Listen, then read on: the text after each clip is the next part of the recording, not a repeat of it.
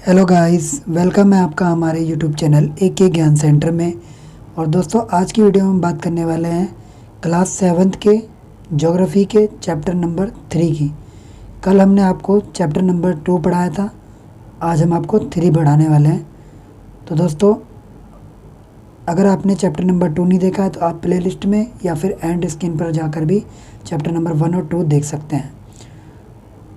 चलिए दोस्तों, chapter start करते हैं। उससे पहले अगर आप हमारे चैनल पर फर्स्ट टाइम आए हैं तो चैनल को सब्सक्राइब कर दीजिए ताकि इस तरह की वीडियो आप तक पहुंचती रहे सबसे पहले। तो दोस्तों, ये है चैप्टर नंबर 3 जिसका नाम है हमारी बदलती पृथ्वी। जी हाँ दोस्तों, हमारी बदलती पृथ्वी। सबसे पहले दोस्तों, पाठ को पढ़ाने से पहले यहाँ पे एक क्रियाकलाप दिया हुआ है जो मैं आपको बताऊँगा, बाद में हम पाठ की तरफ मूव करेंगे। एक रंगीन कागज़ की छोटी सी गोली लीजिए और इसे जल के आधे भरे बीकर में रख दीजिए। बीकर को तिपाई पर यानी कि आग पर रखकर गर्म करें। जल गर्म होने पर आप देखेंगे कि गर्म जल की परतों के साथ कागज़ की गोली भी ऊपर उठती है और ठंडे पानी की परतों के साथ यह गोली नीचे बैठती है। पृथ्वी के अंदर स्थित पिघला हुआ मैग्मा भी इसी प्रकार गति करता है। तो जैसे दोस्तों इस एग्जाम्पल में आपने देखा, जिस तरह से ये गति कर रहा है उसी तरह से हमारी पृथ्वी के अंदर भी पिघला हुआ मैग्मा है जो भी बिल्कुल इसी तरह से गति करता है। तो सबसे पहले दोस्तों, यहाँ पे एक वर्ड दिया हुआ है स्थलमंडल, जिसको मैं पहले भी आपको 6th क्लास और 7th क्लास के अंदर भी आपको बता चुका हूँ कि स्थलमंडल क्या है। तो हमारी पृथ्वी का जो भूभाग है जिस पर हम रहते हैं, तो दोस्तों जो परपटी से बना है इसी को हम स्थलमंडल कहते हैं। स्थलमंडल दोस्तों क्या है, ये अनेक प्लेटों में विभाजित है जिन्हें हम स्थलमंडलीय प्लेट भी कहते हैं। दोस्तों स्थलमंडलीय प्लेट क्या होती है, ये देखिए यहाँ पे दिया हुआ है। स्थलमंडलीय प्लेट भूपर्पटी में अनेक बड़ी एवं छोटी कठोर असमान आकार की प्लेटें होती हैं जिन पर महाद्वीप और महासागर की सतह टिकी हुई है। तो दोस्तों जो प्लेटें हैं उनके ऊपर ही हमारा जो महाद्वीप है वो और हमारे जो महासागर है वो दोस्तों टिके हुए हैं स्थलमंडलीय प्लेटों के ऊपर। तो अब आपको समझ में आ गया स्थलमंडलीय प्लेटें क्या हैं। यह देखिए दोस्तों, आपको यह जानकर आश्चर्य होगा कि ये प्लेट हमेशा धीमी गति से चारों तरफ घूमती रहती है। तो दोस्तों ये प्लेटें पृथ्वी के अंदर ही क्या करती है, गति करती रहती है और प्रत्येक वर्ष यानी कि हर वर्ष केवल कुछ मिलीमीटर आप जानते हैं 1 सेंटीमीटर में 10 मिलीमीटर होते हैं। तो दोस्तों कुछ मिलीमीटर के लगभग ये गति करती रहती है हमेशा प्रत्येक वर्ष। तो पृथ्वी के अंदर पिघले हुए मैग्मा में होने वाली गति के कारण ऐसा होता है। दोस्तों मैग्मा क्या है, पिछले चैप्टर में मैंने आपको बताया था कि जब ज्वालामुखी फटता है तो उसमें से जो लाल रंग का आग जैसा पदार्थ निकलता है उसी को हम मैग्मा कहते हैं। तो पृथ्वी के अंदर पिघला हुआ मैग्मा एक वृत्तीय रूप में घूमता रहता है। तो वृत्तीय मतलब दोस्तों गोल गोल वो घूमता रहता है मैग्मा, जैसा कि आपको क्रियाकलाप में दिखाया गया कि जब उसमें गर्म हुआ पानी तो उसने गोली ने घूमना शुरू कर दिया। तो बिल्कुल सेम वैसे ही मैग्मा भी वृत्तीय रूप में घूमता रहता है। ठीक है दोस्तों, तो अब बात करते हैं प्लेट की गति। प्लेट की इस गति के कारण पृथ्वी की सतह पर क्या होता है दोस्तों, परिवर्तन होता है। ठीक है, तो पृथ्वी की गति को उन बलों के आधार पर विभाजित किया गया है जिनके कारण ये गतियाँ उत्पन्न होती हैं। तो दोस्तों जो गतियाँ हैं वो क्यों होती है, तो उसको हमने बल के आधार पर विभाजित कर रखा है। तो जो बल पृथ्वी के आंतरिक भाग में घटित होते हैं, तो जो बल पृथ्वी के अंदर जो आंतरिक भाग है पृथ्वी का उसके अंदर जो बल घटित होते हैं, जो घटते हैं, उन्हें अंतर अंतर्जनित बल यानी कि एंडोजेनिक फोर्स कहते हैं। एवं जो बल पृथ्वी की सतह पर उत्पन्न होते हैं उन्हें बहिर्जनिक बल एक्सोजेनिक फोर्स कहते हैं। चित्र 3.1 में आपको दिखा रहा है ये। चित्र 3.1 पे चलते हैं। ये देखिए, पृथ्वी की गतियों की बात की है। अंतर्जनित बल और बहिर्जनित बल दोनों यहाँ पे दे रखा है। अंतर्जनित में क्या, आकस्मिक बल और पटल विरूपण बल दिया हुआ है। आकस्मिक बल में क्या दिया हुआ है, भूकंप कभी भी आ जाता है, ज्वालामुखी कभी भी आ जाता है, भूसंकलन कभी आता है। और पटल विरूपण में क्या दिया, पर्वत निर्माणकारी बल, जिनसे कि पर्वतों का निर्माण होता है। और बहिर्जनित में क्या होता है, अपर्दन और निक्षेपण, क्योंकि ये दोस्तों पृथ्वी के बाहर होता है, ठीक है, धरती के बाहर होता है। और इसमें क्या है कि नदी का बहता हुआ जल, पवन, समुद्री तरंग और हिमनद, ये सभी चेंजेस आते हैं। तो बहिर्जनित जो बल है उसकी वजह से ये सब घटनाएं घटती हैं। तो यहाँ पे आप देखिए कि अंतर्जनित बल कभी आकस्मिक गति करते हैं तो कभी धीमी गति, यानी कि अंतर्जनित जो बल है वो कभी कभी एकदम से उनकी अचानक से गति उत्पन्न हो जाती है, जैसे कि भूकंप आ गया, ठीक है। और कभी कभी क्या होता है, बहुत धीमी गति करते हैं। तो भूकंप और ज्वालामुखी, ये दो जो दोस्तों उदाहरण मैंने आपको अभी बताए, ये दोनों आकस्मिक गति के उदाहरण हैं। यानी कि आकस्मिक गति के कारण पृथ्वी की सतह पर ये दोनों घटनाएं घटती है, भूकंप और ज्वालामुखी। और इनसे दोस्तों क्या होता है कि अत्यधिक हानि होती है, ठीक है। अब चलते हैं अगले पेज पर। उसके बाद दूसरा देखिए ज्वालामुखी देखिए, ये पूरा ज्वालामुखी का चित्र है। भूप्रपट्टी पर एक खुला ऐसा छेद होता है जिससे पिघले हुए पदार्थ अचानक निकलते हैं, ठीक है। तो इसमें दोस्तों लावा, जो मैंने आपको बताया था मैग्मा, उसी को दोस्तों लावा कहते हैं। जब वो बाहर लग जाता है उससे लावा कहते हैं ना, अंदर रहता है तो उसे मैग्मा कहते हैं। और दोस्तों यहाँ पे देखिए, यहाँ से क्या क्या निकल रहा है, ज्वालामुखी के अंदर से राख निकल रही है, गैस।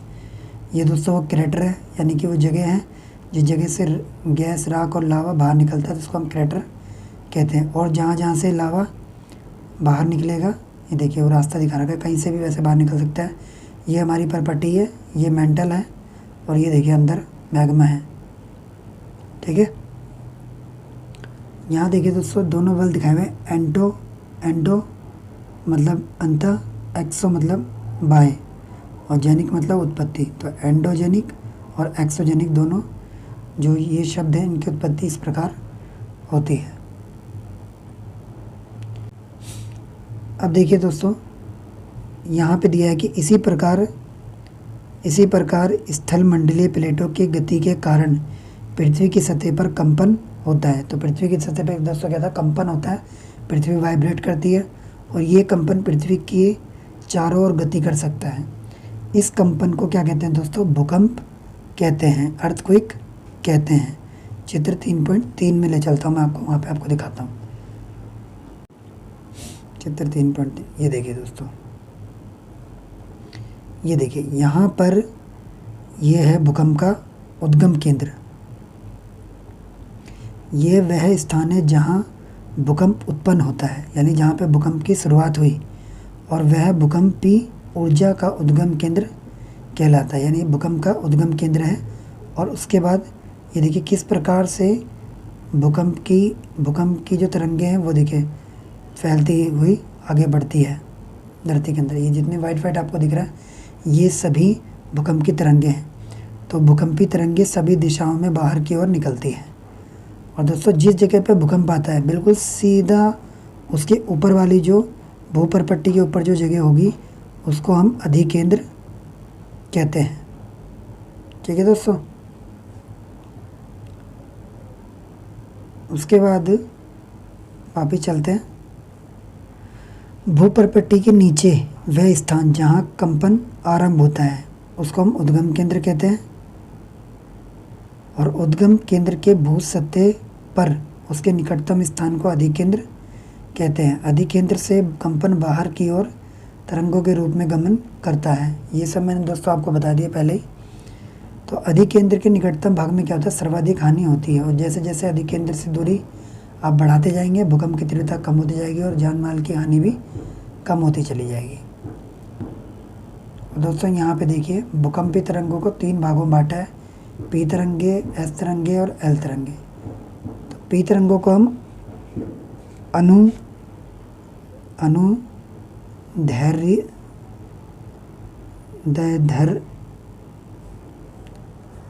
अनुदैर्ध्य तरंगे कहते हैं और अनुप्रस्थ तरंगे कहते हैं एस तरंगों को, और पृष्ठीय तरंगे कहते हैं एल तरंगों को। तो दोस्तों ये तीनों तरंगे जो भूकंपीय तरंगे कहलाती हैं। चलिए दोस्तों आगे बढ़ते हैं, अगले पेज पे लेके आता हूँ मैं आपको। अब दोस्तों आप देखेंगे, यद्यपि भूकंप की कभी भविष्यवाणी नहीं मतलब ये पॉसिबल नहीं है, संभव नहीं है कि भूकंप की भविष्यवाणी की जाए, लेकिन यदि हम पहले से तैयार हों तो इसके प्रभाव को निश्चित रूप से कम किया जा सकता है। यानी दोस्तों इसका मतलब ये है कि कोई दुनिया में ऐसी अभी तक मशीन नहीं बनी है जो कि भूकंप आने से पहले आपको ये बता दे कि भूकंप आने वाला है। कई लोग कहते हैं कि देखिए कल भूकंप आ जाएगा, अफवाह उड़ाने लग जाते हैं। तो दोस्तों भूकंप आने से पहले कोई भी मशीन ऐसी नहीं है जो कि भूकंप के आने से पहले आपको बता दे। तो दोस्तों यहाँ पे देखिए ये बताया गया है कि भूकंप की भविष्यवाणी नहीं हो सकती कभी भी, लेकिन अगर हम पहले से ही उसके बारे में जानकारी रखें तो भूकंप के प्रभाव को हम निश्चित रूप से कम कर सकते हैं। तो स्थानीय लोग कुछ सामान्य व्यवहार से भूकंप की संभावना का अनुमान लगाते हैं, लेकिन दोस्तों ये अनुमान कब लगाया जाता है, भूकंप आ जाता है तब ये पता चलता है। जैसे जानवरों के व्यवहार में अध्ययन, तालाब में मछलियों की उत्तेजना बढ़ जाती है, सांपों का धरातल पर आना, क्योंकि सांप जो होते हैं तो दोस्तों बिलों में रहते हैं, तो जब भूकंप आता है तो उनको कुछ महसूस होता है तो वो अपने बिलों से बाहर आ जाते हैं। और देखिए दोस्तों 2001 में 26 जनवरी 2001 में भूकंप आया था गुजरात में के भुज में। और दोस्तों उसी के बारे में यहाँ पे दिया हुआ है, मैं आपको पढ़ के बताता हूँ। न्यूज़पेपर की दोस्तों कटिंग है। 26 जनवरी 2001 को भुज शहर में रिएक्टर स्केल पर 6.9 की तीव्रता से भूकंप आया। दूसरा, स्कूल सर्वाधिक प्रभावित। स्कूलों की इमारत गिरने से कम 971 छात्रों की मौत एवं 31 शिक्षकों की मौत की आशंका है। भुज में निराशाजनक राहत। भूकंप के 3 दिन बाद भी हर व्यक्ति तक भोजन, कंबल, दवाएं आदि ना पहुंचने के कारण हालात चिंताजनक। भुज की तबाही। फ़ोन लाइनें, जल पाइपलाइनें, विद्युत स्टेशन, संचार लाइनें सभी अवरोधित हो गए भूकंप आने की वजह से। शहर में कई जगह आग लग गई। तो चारकोल एवं अंगीठियों के पलटने के कारण अनेक स्थानों पर लगी आग। छठा क्या है, भूकंप प्रभावित क्षेत्र में आपातकाल की घोषणा। राष्ट्रपति ने आपातकालीन स्थिति की घोषणा की और मुख्यमंत्री की केंद्र से अपील कि गुजरात सरकार ने इस संकट का सामना करने के लिए केंद्र से वित्तीय सहायता मांगी। तो दोस्तों ये जब गुजरात में भूकंप आया था 26 जनवरी 2001 को, तो उस समय क्या हुआ था, कैसे हालात रहे होंगे, उसके बारे में पूरा यह अखबार में प्रिंट था, तो वही बुक में प्रिंट कर दिया गया है।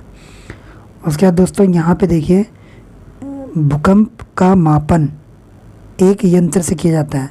जब दोस्तों भूकंप आ जाता है तो उसके बाद एक यंत्र है जिससे ये पता चलता है कि भूकंप कितनी तेज़ी से आया था, तो उसे हम कहते हैं भूकंप लेखी कहते हैं उसे।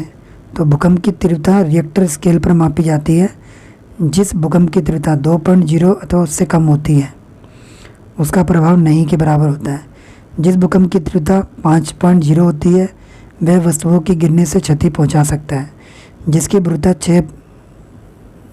तीव्रता 6.0 से ज़्यादा होती है भूकंप की, उससे अधिक हानि होती है। वह बहुत शक्तिशाली होता है। जिसकी तीव्रता 7.0 अथवा उससे ज़्यादा होती है वह सर्वाधिक शक्तिशाली समझा जाता है। ये देखिए दोस्तों, भूकंप लेके इस तरह का होता है, उस पर हमेशा पृथ्वी की गति का विवरण चलता रहता है, बनता रहता है। तो दोस्तों, भूकंप के दौरान बचने के लिए यहाँ पे कुछ उपाय दिए हुए हैं। देखिए, भूकंप सबसे पहले सुरक्षित स्थान रसोई घर के काउंटर या मेज के नीचे या दीवार के अंदरूनी कोने में आप खड़े हो सकते हैं। किस किस से आपको दूर रहना है?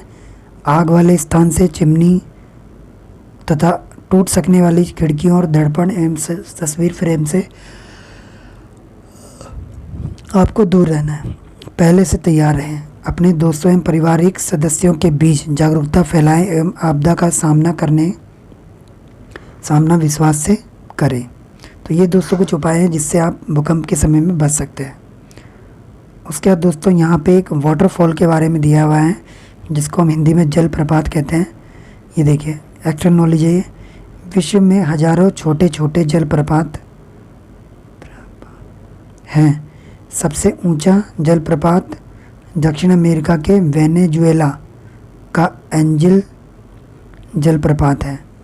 अन्य जलप्रपात उत्तरी अमेरिका में कनाडा तथा संयुक्त राज्य अमेरिका की सीमा पर स्थित नियाग्रा जलप्रपात है। अफ्रीका में जाम्बिया एवं जिम्बाब्वे की सीमा पर स्थित विक्टोरिया जलप्रपात है।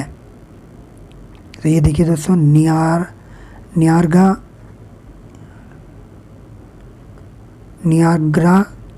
नियाग्रा जलप्रपात है, उसकी तस्वीर आपके सामने यहाँ पे दिखाई गई है। उसके बाद दोस्तों, मुख्य स्थल कृतियाँ जो होती है, यानी कि भूमि छठी मैंने आपको पढ़ाया था कि स्थल कृतियाँ क्या क्या होती है। नदी, घाटी, मैदान, पहाड़, पर्वत, ये सब स्थलाकृतियाँ होती हैं। तो दोस्तों, ये किस तरह से बनती हैं इसके बारे में कुछ दिया है, चलिए मैं आपको बताता हूँ क्या है। अपक्षय और अपर्दन, यानी कि किसी शैल का अपने स्थान पर ही टूटना क्या होता है दोस्तों? अपक्षय होता है। अपर्दन आपको पता है कि बारिश की वजह से या हवा पानी की वजह से जो मिट्टी का जो कटाव शुरू हो जाता है उसी को हम अपर्दन कहते हैं। तो नामक दो ये दोस्तों घटनाएं हैं जिसकी वजह से दृश्य भूमि, यानी कि जो भूमि होती है हमको जो हमें दिखती है, सबसे ऊपरी परत होती है, वो लगातार उसका विघटन होता रहता है, वो टूटती रहती है। पृथ्वी की सतह पर शैलों के टूटने की जो प्रक्रिया है उसे हम अपक्षय कहते हैं। और भूदृश्य पर जल, पवन, हिम जैसे विभिन्न घटकों के द्वारा होने वाले क्षय को हम अपर्दन कहते हैं। तो वायु, जल आदि अपरदित पदार्थ को एक स्थान से दूसरे स्थान पर ले जाते हैं और फलस्वरूप एक स्थान पर निक्षेपित कर देते हैं, यानी कि उसे इकट्ठा कर देते हैं। अपर्दन और निक्षेपण ये प्रक्रम पृथ्वी के धरातल पर विभिन्न स्थलाकृतियों का निर्माण करते हैं। अगला दोस्तों टॉपिक है नदी के कार्य। तो दोस्तों, नदी के बारे में जो हम बात करते हैं, तो सबसे पहले एक बात आपको ध्यान रखनी है कि नदियाँ जब निकलती हैं अपने उद्गम स्थल से तो वो बिल्कुल स्वच्छ और पावन निर्मल होती है।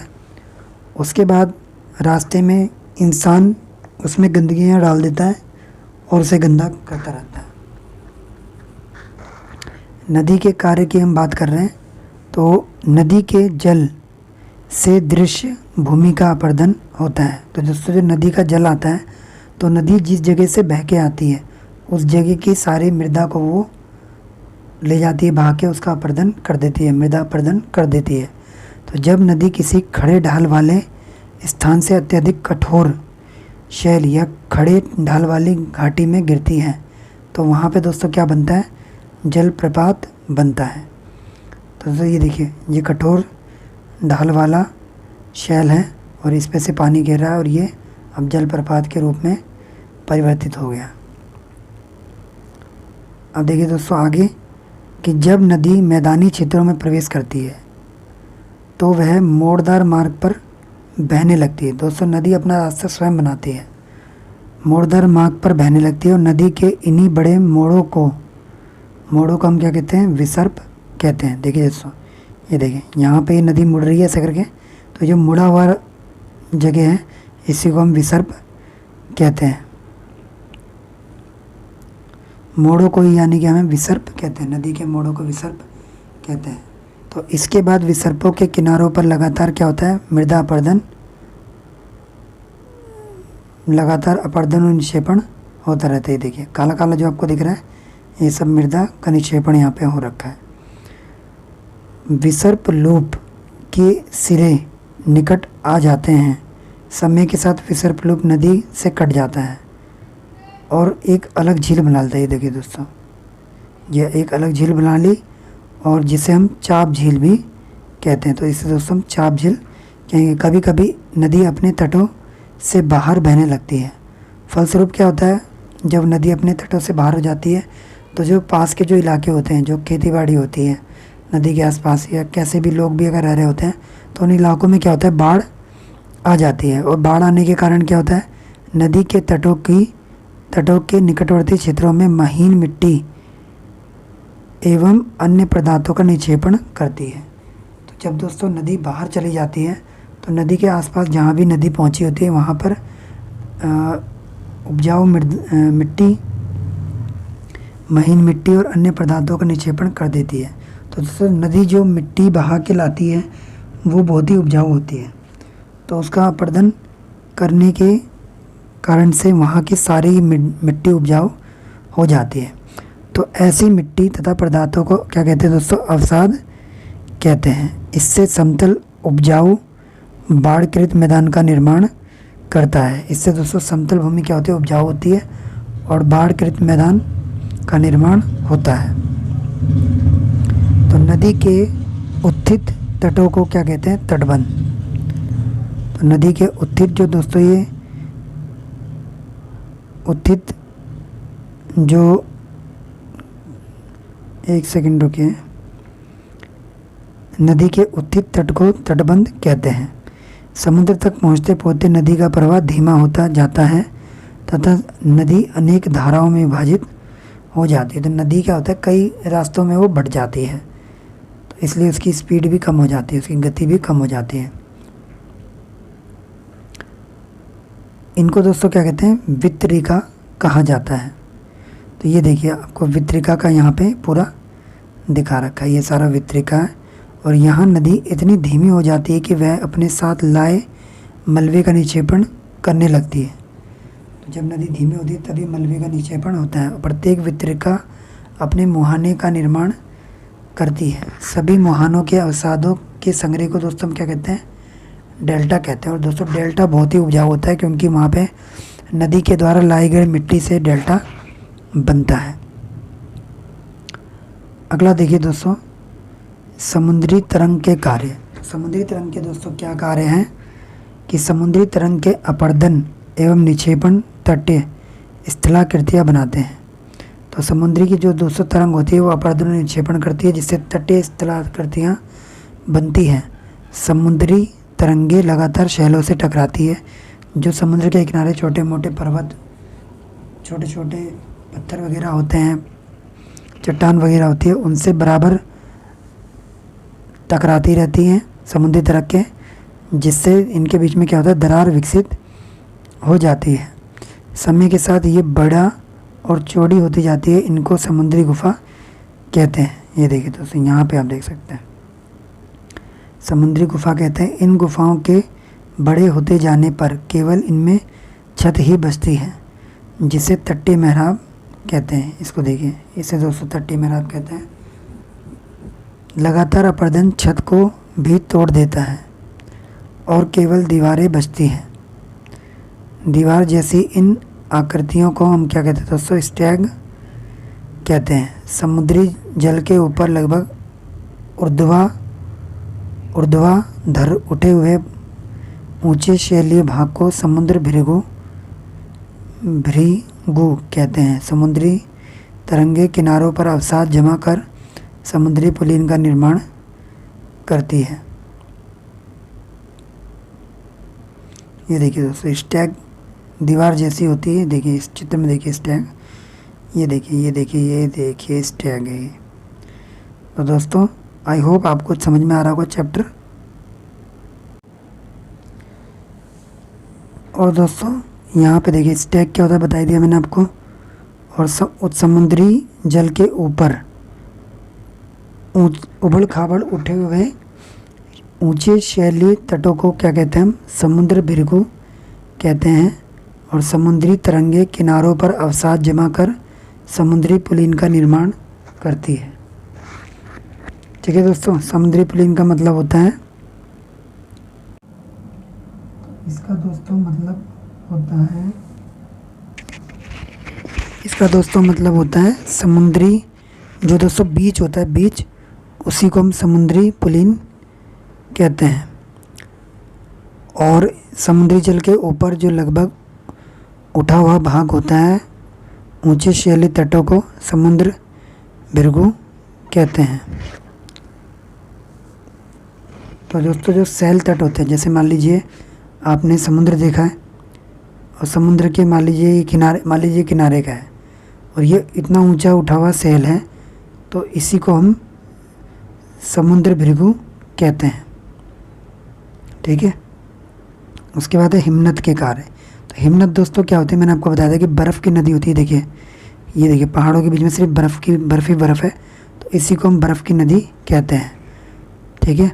तो हिमनद अपने नीचे की कठोर चट्टानों से गुलाशमी मिट्टी और पत्थरों को अपरदित कर देती है और गुलाशमी मिट्टी और पत्थरों से भूदृश्य का अपर्दन करती है। और हिमनद गहरे गर्तों का निर्माण करते हैं। पर्वतीय क्षेत्रों में बर्फ़ पिघलने से उन गर्तों में क्या होता है, जल भर जाता है और सुंदर झील बन जाती है। और हिमनद के द्वारा लाए गए पदार्थ जैसे छोटे बड़े शैल, रेत एवं तटछल मिट्टी निक्षेपित होती है और ये निक्षेपण हिमनद हिमोड़ का निर्माण करते हैं। अब दोस्तों अगला है पवन के कार्य। पवन दोस्तों क्या है? पवन आपको पता है हवा का ही पर्यायवाची होता है पवन।